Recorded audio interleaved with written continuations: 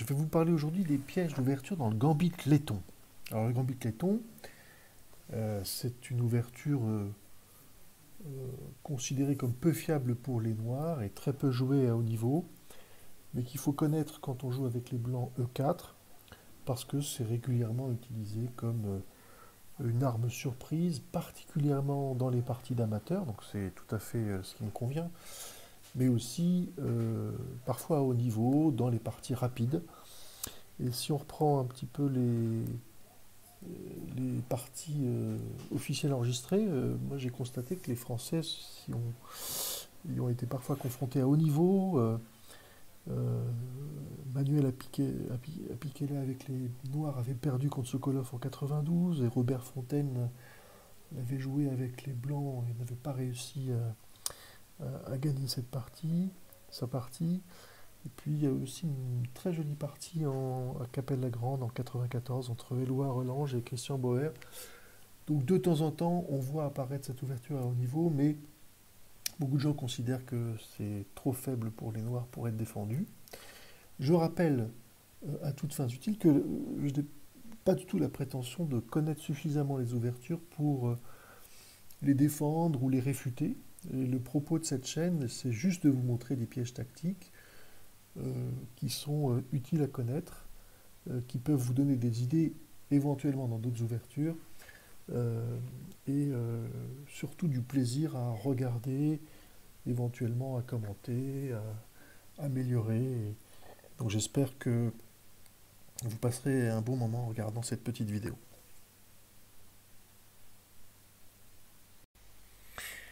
Alors le gambit letton se joue de la façon suivante: E4, E5, cavalier F3. On avait vu le gambit éléphant qui était D5 joué par les noirs, et le gambit letton c'est F5. Alors, curieusement d'ailleurs, ces deux ouvertures, c'est vrai qu'elles se ressemblent beaucoup, ont le même code dans la classification des ouvertures. Alors j'ai prévu de vous faire 3 vidéos sur le gambit letton. Cette première vidéo va s'intéresser au troisième coup des blancs qui est fou C4. C'est pas du tout la suite principale, mais elle regorge de pièges intéressants qui j'espère vous plairont.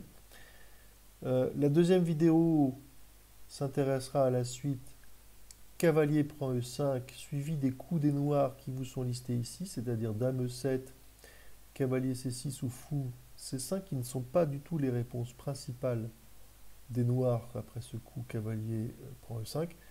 La troisième vidéo sera, elle, consacrée à la variante principale qui commence ici au troisième coup des noirs par dame F6. Il y aura pour chacune des 3 vidéos environ 7 pièges. Et donc, je propose qu'on commence tout de suite.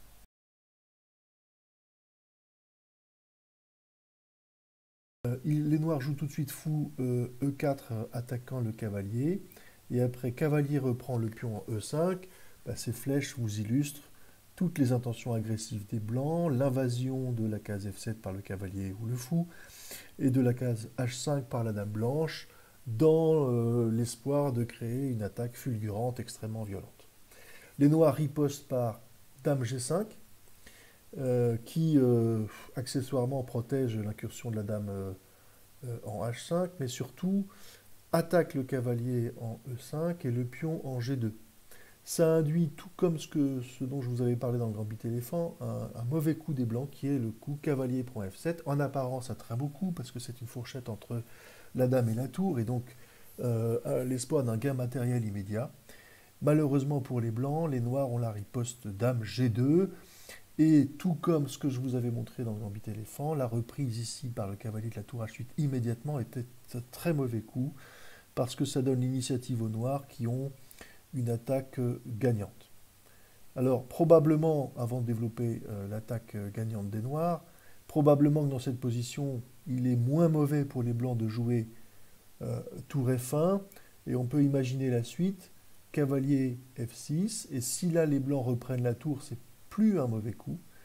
Les noirs reprennent quand même une initiative en jouant D5, et si le fou se rapatrie en 2, ce qui est le coup le plus logique, alors les noirs jouent fou H3, avec pour objectif de récupérer la tour en jouant dame prend H2 dès qu'ils le pourront. Alors c'est une position assez complexe, mais si on imagine encore à la suite D4, Dame prend H2, Fou G5, coup de développement naturel pour le fou ici, cavalier BD7, coup de développement naturel défendant le cavalier F6 pour les noirs, il n'y a aucune urgence pour reprendre la tour. Cavalier C3 et maintenant la reprise de la tour. Bien entendu, cette tour ne doit pas être reprise par le roi, sinon c'est un mat, ce serait une gaffe. Le fou reprend la tour.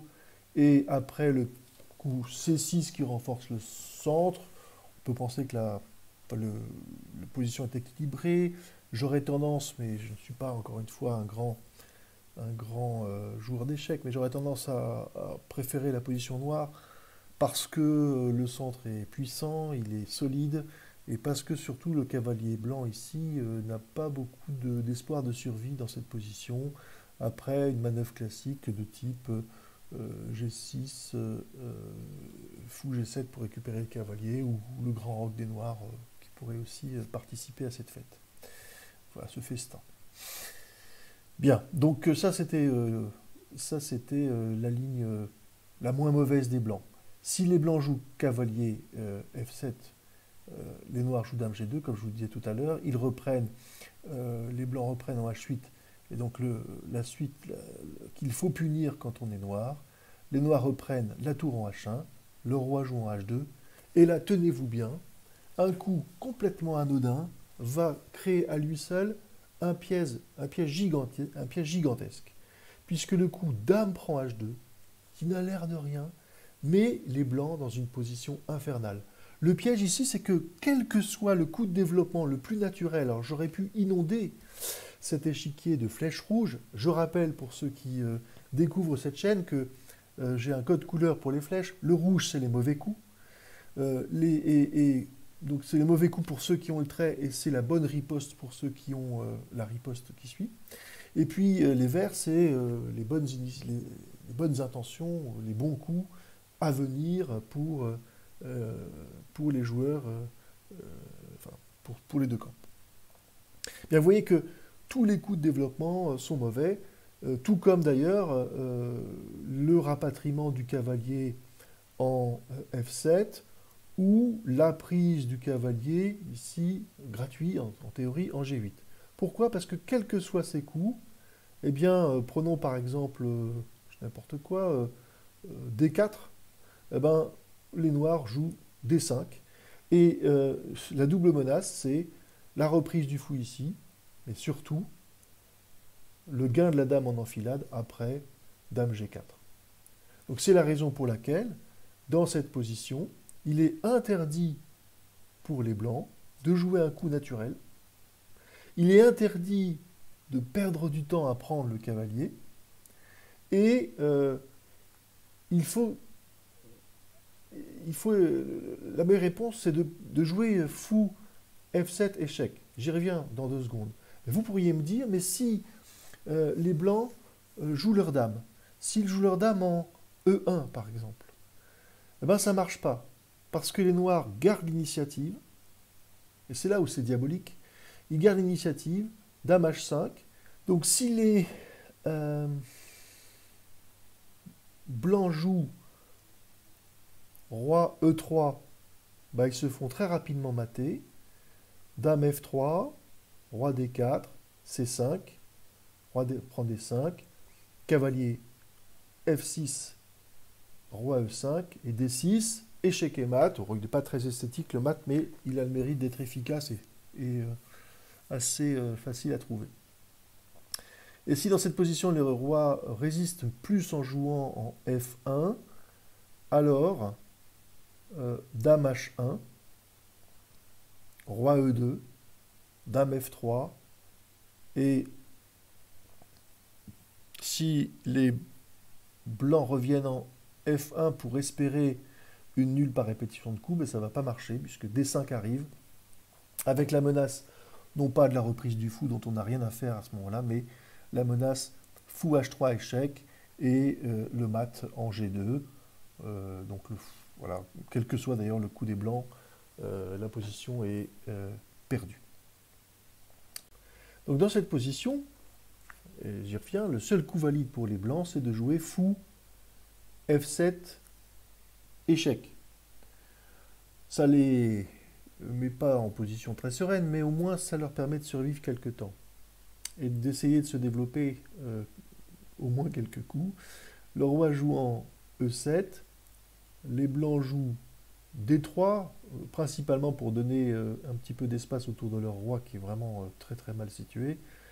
Les noirs ripostent par D5 avec toujours cette fameuse menace fou G4, donc les blancs doivent bouger leur dame, mais ils peuvent quand même gagner un temps de développement par fou G5, les noirs jouent cavalier F6, maintenant les blancs jouent leur dame, c'est absolument obligatoire.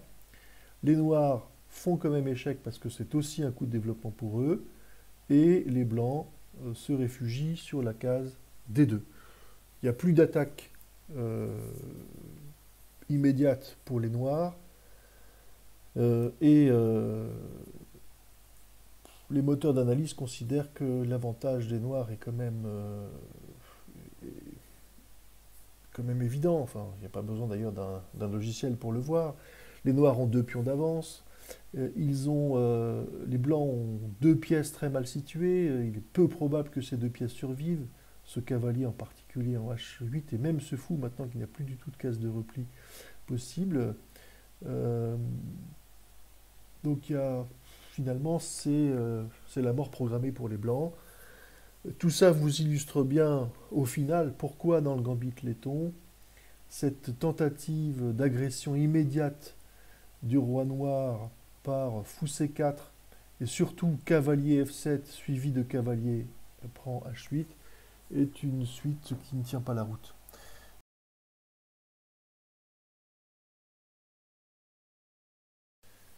Et après, fou C4, pion prend E4, cavalier prend E5, dame G5, fou F7. Bon, vous avez compris que c'était un mauvais coup. La dame reprend G2. Les blancs doivent jouer tour F1. Et après D5, ils ont 2 coups candidats, les blancs. Ils peuvent reprendre la tour et ils peuvent reprendre le pion en D5. S'ils reprennent la tour, alors les noirs jouent cavalier F6, défendent le pion D5, et le piège dans lequel les blancs ne doivent pas tomber, c'est de craindre cette reprise du pion, et le fou étant attaqué, de replier le fou en E2, qui est la meilleure case de repli, on est d'accord. Pourquoi? Parce qu'à ce moment-là, il se retrouve dans une position compliquée. Les noirs jouent C6, et c'est compliqué. Certes, les blancs ont une tour d'avance, mais vous voyez que leur position est complètement rabougrie. Toutes leurs pièces sont dans les starting blocks. A contrario, il y a un net développement des pièces noires, et donc on peut considérer qu'il y a des compensations. Et donc c'est compliqué. C'est surtout ce qu'il ne faut pas faire, c'est de rapatrier le fou en E2. Après ce coup D5, il faut tout simplement reprendre le pion. Et si vous reprenez le pion, le cavalier reprend le fou, mais la dame est là pour faire une attaque double et récupérer le cavalier, comme ça vous est montré ici. Et à l'arrivée, après G6 et dame prend cavalier en D5, eh bien, non seulement les blancs ont l'initiative avec un coup comme dame F7 menaçant de reprendre le fou de case noire, mais le bilan matériel est clairement en leur faveur et les compensations des noirs sont beaucoup plus incertaines. Donc voilà pour le premier petit piège.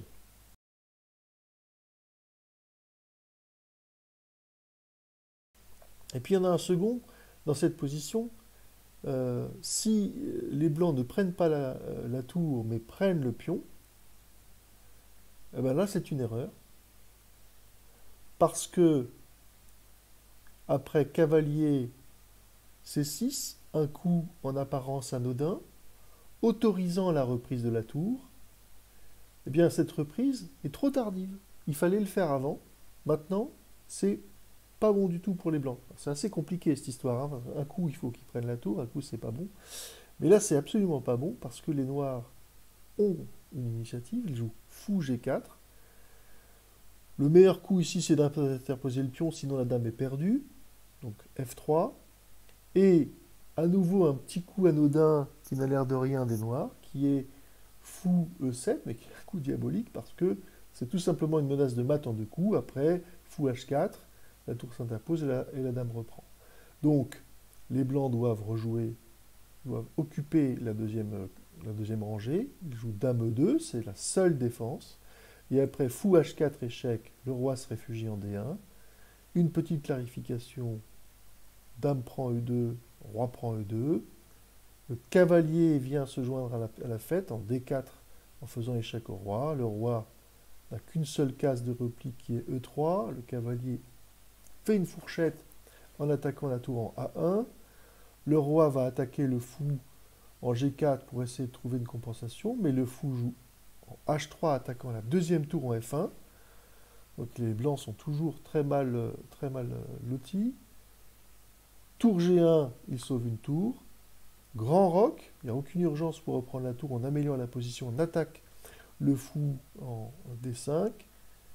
Le fou est défendu par la reprise du pion E4 et les noirs reprennent la tour en A1. Bilan des courses, une égalité matérielle, une nette avantage de position pour les blancs avec, et c'est rigolo à noter, deux cavaliers hors jeu, un noir ici, un blanc là-bas, ce qui fait que clairement, il n'y a plus grand chose à espérer pour les blancs.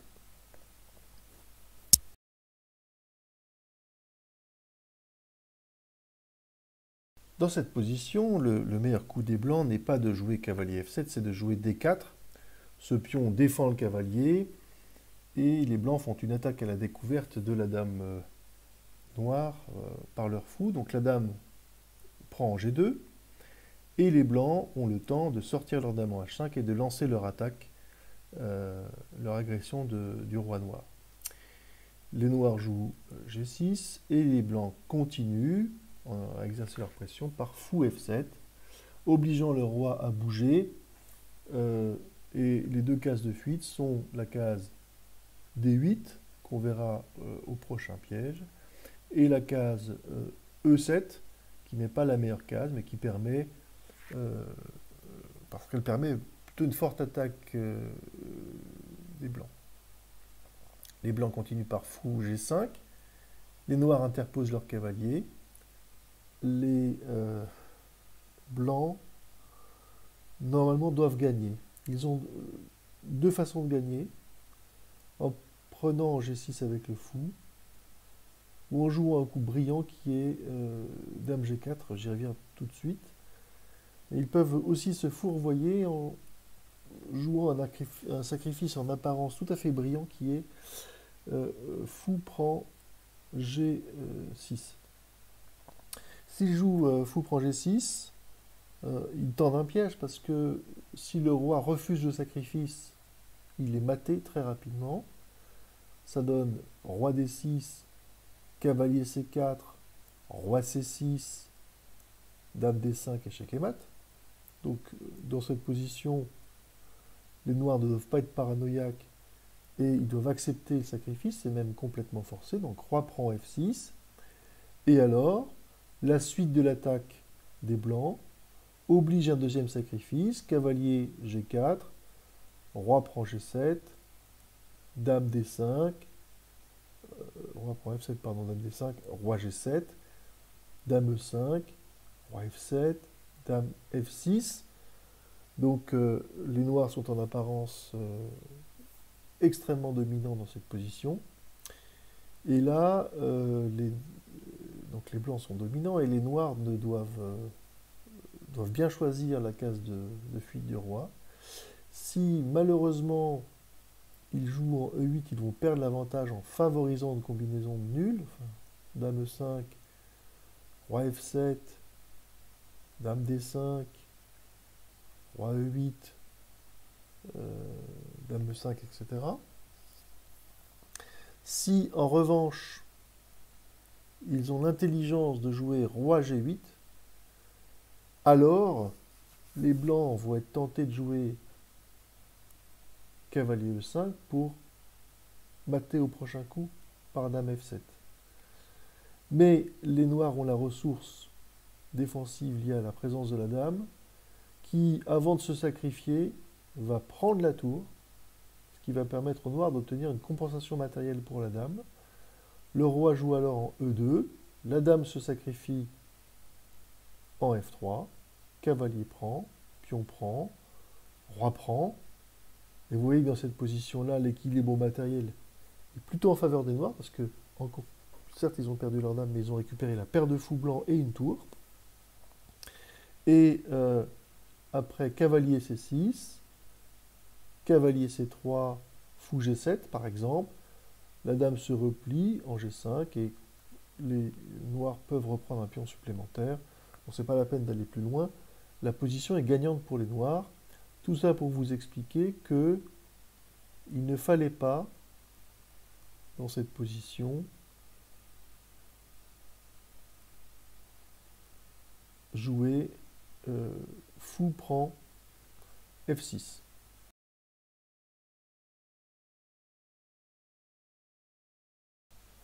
Alors, ce qui est mieux, c'est de jouer fou prend G6.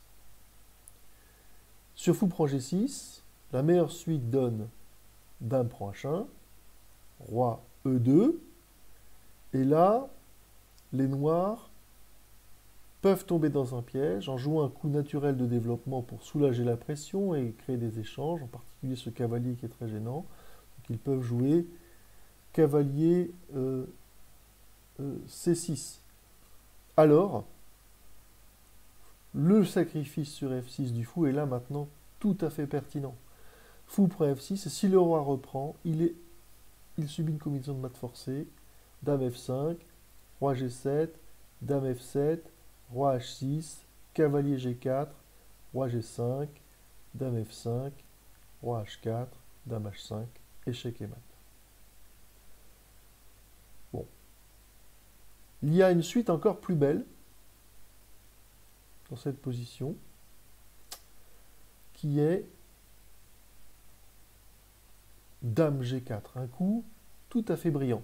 Là, le cavalier noir étant cloué, il ne peut pas reprendre la dame. Ce coup interroge la dame noire. Et le meilleur coup des noirs dans cette position, c'est de jouer dame prend la tour en H1. Le roi se réfugie en E2. Et là, les deux coups de développement que sont cavalier C6 et D6 mènent à la perte des noirs. Donc c'est ça qui est magnifique. Si par exemple les noirs jouent cavalier C6, un coup en apparence très sain, un coup de développement qui va favoriser un échange, les blancs ont un brillant sacrifice de la tour en jouant cavalier C3, un coup de développement absolument brillant. La dame, enfin les noirs n'ont pas grand chose de mieux à faire que de prendre la tour, très honnêtement, dans cette position. Et alors ils subissent un mat forcé, cavalier D5, roi D6, sacrifice de dame en D7, donc là c'est un festival. Et là, que ce soit le cavalier qui reprend ici ou le fou, ça revient au même. Voyons fou D7, et bien tout simplement, cavalier C4, échec et mat. Donc un festival tactique. Si maintenant, ce n'est pas le cavalier qui se sacrifie, mais les noirs qui jouent D6, avec en prime d'ailleurs une attaque de la dame, alors il faut prendre le fou. Et la menace est une menace de mat, directement ici, qui ne peut pas être parée. Si par exemple les noirs prennent le cavalier, dame prend E8, la seule case de fuite c'est roi D6,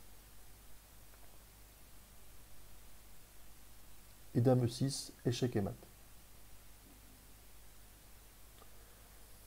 Donc, en résumé, une position assez complexe, ici, où les blancs ont deux belles façons brillantes de gagner et une façon brillante de perdre.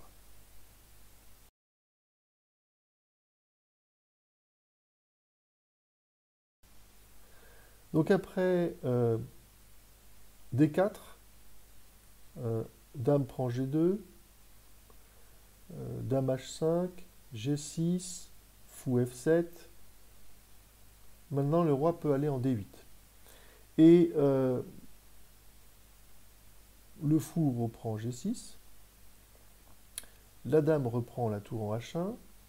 Le roi joue en E2. La dame noire prend en C1. Cavalier F7. Bon, si le roi joue en E5, ce qui est illustré ici, c'est un mat immédiat je joue en E7, pardon, c'est un mat immédiat par Dame E5. Donc il joue en E8, bien sûr. Et les blancs reprennent la tour. Les noirs reprennent le fou. La dame prend en G6. Le roi se remet en D8. Le cavalier refait échec. Le roi se met en E7. On arrive à une position qui s'est jouée presque automatiquement. Alors on est loin, on est déjà au 13e coup.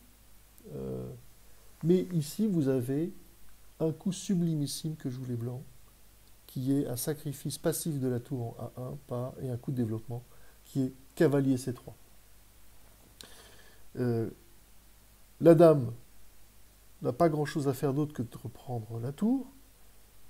Et alors, la suite, c'est cavalier D5 échec. Le roi n'a qu'une seule case de fuite en E8. Cavalier D6 échec double.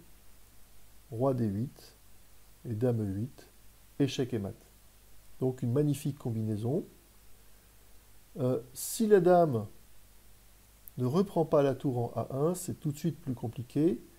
Si elle joue par exemple en C2, eh bien les noirs résistent un peu plus. Les blancs ont quand même une position supérieure parce qu'ils ont deux fous d'avance. Je vais y arriver, 2 fous d'avance.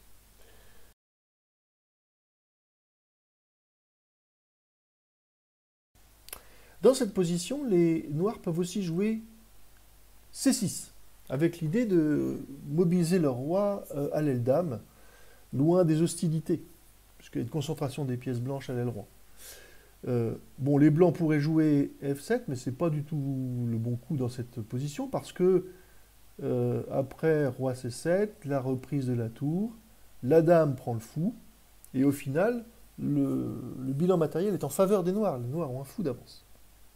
Donc il ne faut pas jouer cavalier F7, il faut trouver mieux.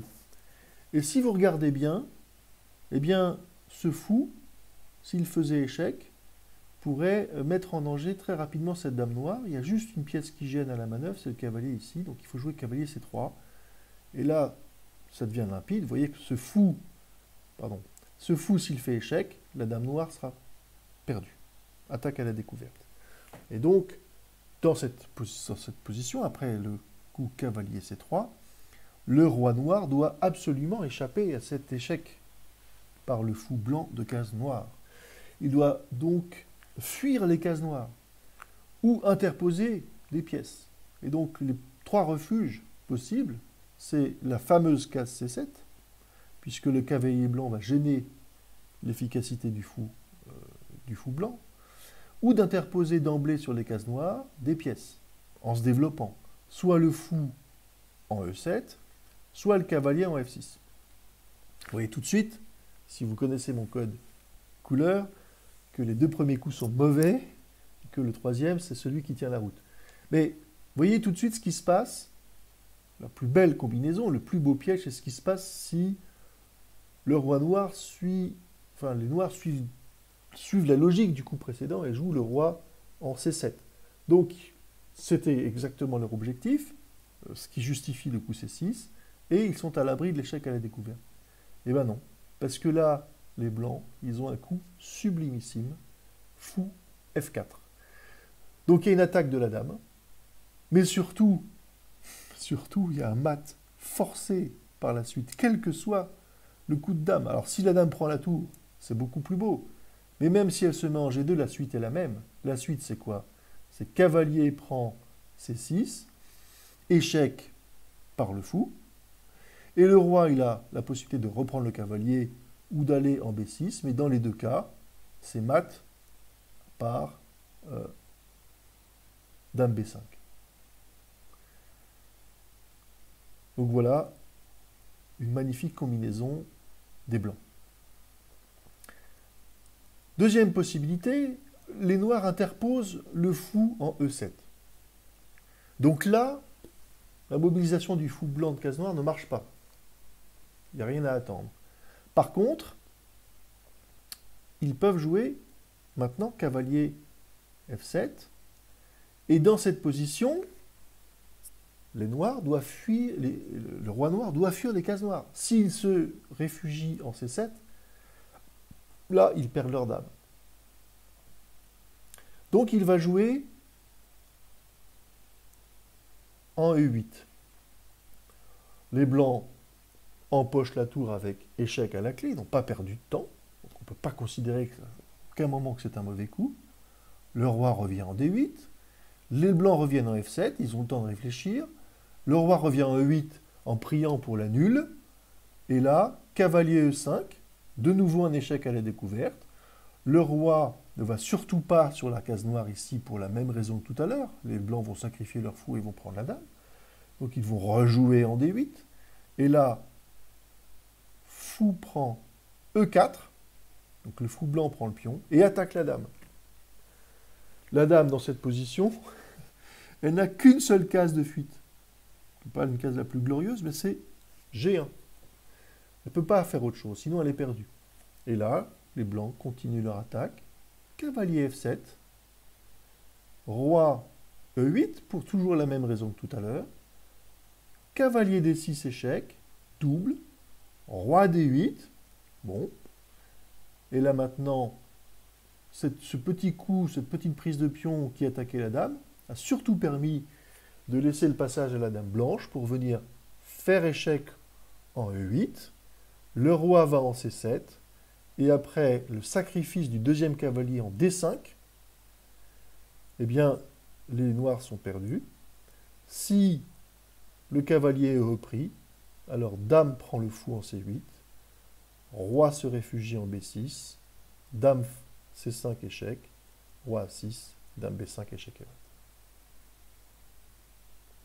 Et si, après cavalier en D5, les noirs ne prennent pas le cavalier et jouent roi prend D6, donc prennent l'autre cavalier, fou F4, échec, tant pis, mais vous voyez qu'en fait la dame ne sera même pas reprise, roi E6, et là on a deux possibilités, enfin on a un mat forcé, on va faire simple, on va vous en montrer qu'un seul, cavalier C7, roi F6, fou E5, roi G5, dame prend G8, fou H6, dame prend H7, roi G5, et F4, roi G4, et tour G1, échec et mat. Bon, c'est un peu long, mais en fait ça va tout seul, et puis même si les blancs ne matent pas, ils prennent la dame facilement, et c'est parti gagné. Donc voilà pourquoi, je reviens en arrière, c'était un peu long, pourquoi le coup, l'interposition du fou, non, c'est pas encore là, pardon, excusez-moi, pourquoi l'interposition du fou pose problème. Donc on en vient à la bonne suite. La bonne suite, c'est cavalier F6, enfin la bonne, la moins mauvaise. Cavalier F7 échec, roi E8, toujours pour la même raison que tout à l'heure. Cavalier prend H8 échec, roi D8, cavalier F7 échec, roi C7, fou F4, roi B6, cavalier A4, on ne prend pas la dame, on continue à attaquer, roi A6, et maintenant on prend la dame. Et puis, si l'autre dame est reprise, puisqu'elle était en prise grâce au cavalier, eh bien, fou H5. Et le bilan matériel est maintenant en faveur des blancs. Au début de la combinaison, ils avaient une tour de retard. À la fin, ils ont un cavalier d'avance. CQFD, les blancs ont gagné la partie. Et voilà pour ce piège.